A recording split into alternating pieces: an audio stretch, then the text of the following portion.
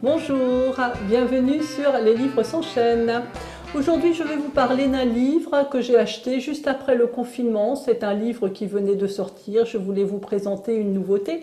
J'ai essayé de le lire à de nombreuses reprises. Je l'ai repris au moins 4 ou 5 fois et je l'ai abandonné. Donc, je vous présente De beaux restes d'Olivier Chantrenne, paru aux éditions Gallimard.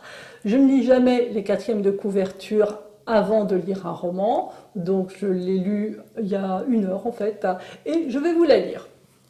Ils étaient 10 amis liés depuis 40 ans par une fidélité qu'ils croyaient éternelle. Mais Bob est mort.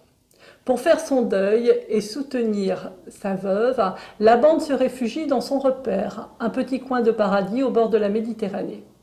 Richard, écrivain aussi acariâtre que touchant, est certainement l'un des plus affectés. Il se débat avec son dernier manuscrit et ne supporte plus personne. Quand un jeune couple rachète la maison de Bob et s'y installe bruyamment, tout bascule.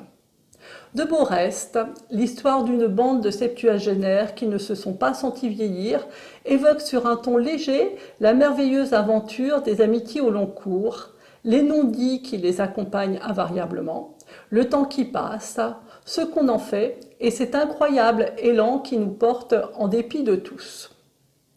Alors, qu'est-ce qui s'est passé et pourquoi j'ai abandonné ce roman? Je me suis perdue dans les personnages, déjà trop nombreux, et je n'ai pas réussi à m'intéresser au contenu de l'histoire. Voilà. Maintenant, ce que je dis n'engage que moi.